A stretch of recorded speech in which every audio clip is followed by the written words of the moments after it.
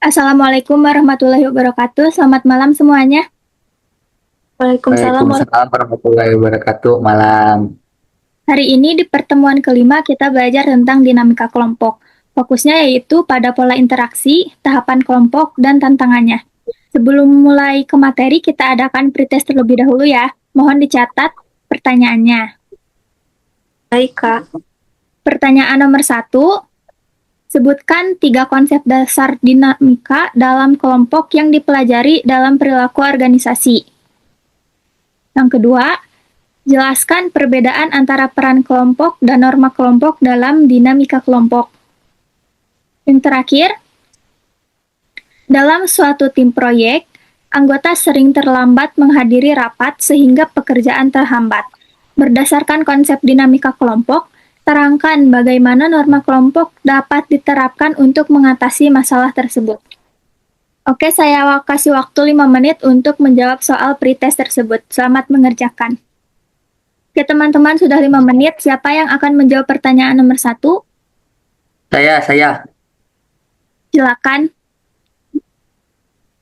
Baik, sebutkan tiga konsep dalam dinamika kelompok yang dipelajari dalam perilaku organisasi. Jawabannya ada yang pertama, struktur kelompok, yang kedua, peran dan norma kelompok, yang ketiga, kohesivitas kelompok. Baik, apakah Saudara Cindy setuju dengan jawaban Saudara Agna? Setuju, Kak. Jawabannya sama. Oke, lanjut pada pertanyaan nomor 2. Siapa yang akan menjawab? Cindy, Kak. Cindy akan menjawab pertanyaan nomor 2. Oke, silahkan. Kan perbedaan antara peran kelompok dan norma kelompok dalam dinamika kelompok. Jawabannya, yang pertama, peran kelompok adalah perilaku yang diharapkan dari setiap anggota sesuai posisi atau fungsi mereka dalam kelompok. Misalnya pemimpin, pencatat, pengambilan keputusan. Sedangkan norma kelompok adalah aturan tidak tertulis yang mengarahkan bagaimana anggota harus berperilaku dalam kelompok. Misalnya harus menghormati pendapat, hadir tepat waktu, tidak mendominasi diskusi. Pendapat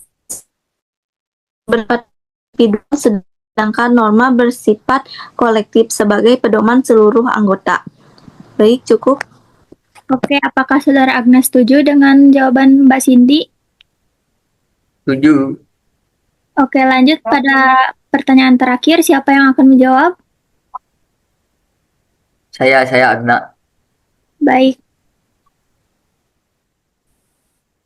Dalam tim proyek sering diri rapat sehingga pekerjaan terhambat. Berdasarkan konsep dinamika kelompok, terangkan bagaimana norma kelompok dapat diterapkan untuk mengatasi masalah tersebut. Jawaban kelompok dapat diterapkan dengan yang jelas tentang kehadiran rapat, misalnya mewajibkan semua anggota hadir tepat waktu dan memberi konsekuensi ringan bagi yang terlambat. Norma tersebut dapat disepakati bersama pada awal pertemuan dan ditegakkannya secara konsisten. Dengan adanya norma, perilaku anggota menjadi lebih terarah dan hambatan kerja dapat diminimalkan. Oke, apakah Saudara Cindy setuju dengan jawaban Saudara Agna? Oke, sangat setuju, Kak. Oke, kita nilai terlebih dahulu ya. Mbak Cindy benar berapa? Benar 3. Oke, Saudara Agna benar berapa? Benar 3. Oke, lanjut kepada materi ya. Di pertemuan kelima kita bahas dinamika kelompok. Organisasi tidak berjalan sendirian, semuanya diselesaikan oleh tim. Kalau dalam tim suka ada konflik, Kak. Itu termasuk dinamika juga ya? Ya, menurut Tukman ada 5 tahap pembentukan kelompok. Yang pertama itu forming, yaitu pengenalan, masih ragu-ragu. Yang kedua storming, yaitu mulai ada gesekan. Lalu yang ketiga norming, yaitu mulai terbentuk aturan. Keempat performing, yaitu kelompok kerja efektif. Lalu yang terakhir adjourning, yaitu pembubaran tim. Jadi storming itu yang paling berat ya, soalnya orangnya berbeda-beda karakter. Tepat, makanya dibutuhkan komunikasi, norma, dan peran yang jelas. Kalau anggota tahu tugasnya, konflik bisa diminimalkan. Berarti pemimpin kelompok juga penting nggak, Kak? Penting banget, leader itu mengatur ritme kelompok. Oke teman-teman, segitu saja materinya. Kita adakan post-test terlebih dahulu ya, sebelum menutup pertemuan kelima hari ini. Tolong dicatat ya. Untuk post-test nomor Iya, 1, sebuah kelompok kerja memiliki kohesivitas tinggi, namun produktivitasnya rendah. Berdasarkan konsep dinamika kelompok, analisislah penyebab kemungkinan fenomena tersebut. Pertanyaan nomor 2, evaluasilah strategi pembagian peran yang jelas dan sistem feedback rutin dalam meningkatkan efektivitas dinamika kelompok. Nilailah dari sisi kekuatan, kelemahan, peluang, dan ancaman atau SWOT.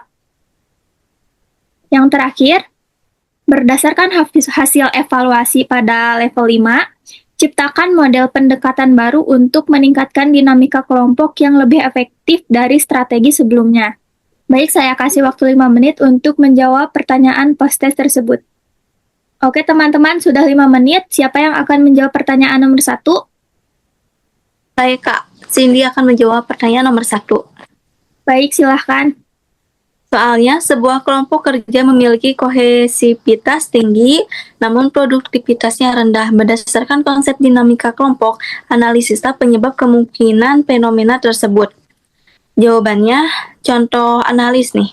Kohesivitas tinggi tidak selalu menghasilkan produktivitas tinggi. Dalam kelompok tersebut, kemungkinan terjadi yang pertama, norma produktivitas rendah. Anggotanya merasa nyaman, tetapi tidak menantang satu sama lain untuk mencapai target. Kedua, yaitu kohesivitas tinggi membuat kritik dan ide baru ditekan, sehingga keputusan kurang optimal. Yang ketiga, fokus kelompok lebih pada hubungan sosial dibanding pencapaian tujuan kelompok. Dan yang keempat, peran anggota tidak jelas sehingga kerja berjalan lambat meskipun hubungan baik. Cukup? Oke, bagus jawabannya. Apakah Saudara Agnes setuju? Setuju. Lanjut pada pertanyaan nomor 2, siapa yang akan menjawab? Saya Agna Fadilah Hilmi.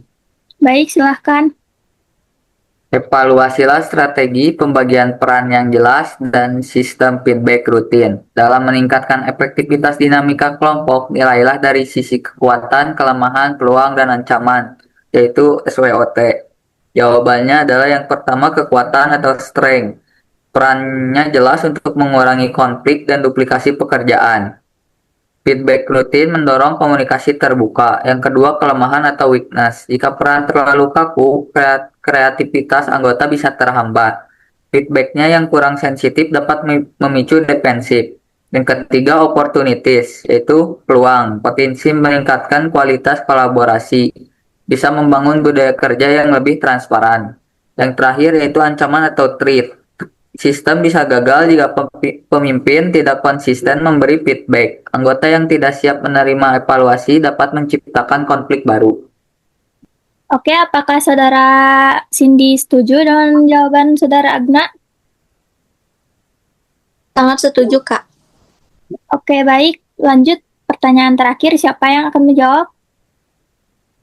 Cindy, Kak. Cindy yang akan menjawab pertanyaan nomor. Baik, silahkan. Berdasarkan hasil evaluasi pada soal yang sebelumnya yang oleh Kak Agna, ciptakan model pendekatan baru untuk meningkatkan dinamika kelompok yang lebih efektif dari strategi sebelumnya. Jawaban saya yaitu kreasi model baru Flex Role Collaborative Framework atau FRCF. Model ini terdiri dari yang pertama, flexible role mapping. Peran dasar ditetapkan tetapi anggota bisa saling bertukar atau berkolaborasi berdasarkan kebutuhan proyek dan kompetisi. Yang kedua, empathy based feedback system. Feedback diberikan dengan teknik acknowledge support yang menekankan penghargaan, arahan, dan pendampingan. Yang ketiga, dynamic check-in. Singkat mingguan berfokus pada apa yang menghambat kerja dan apa yang bisa diperbaiki secara kelompok, bukan hanya individu. Yang keempat, CEO Creation Norm Building. Norma kelompok dibangun oleh seluruh anggota, bukan diputuskan pemimpin saja untuk meningkatkan komitmen dan kepemilikan bersama. Hasilnya, model ini tidak hanya meningkatkan koordinasi, tetapi juga adaptabilitas dan rasa kepemilikan anggota terhadap tujuan kelompok. Apakah cukup? Oke, cukup. Apakah Saudara Agnes setuju dengan jawaban Saudara Cindy? Setuju, sangat setuju. Oke, kita nilai dulu ya. Saudara Cindy benar berapa? Benar 3, Kak. Baik, Saudara Agna benar berapa? Benar 3. Oke, teman-teman, sekian materi hari ini. Terima kasih atas partisipasinya. Selamat bertemu di training berikutnya. Terima kasih. Terima kasih Terima kembali, Kak. kasih.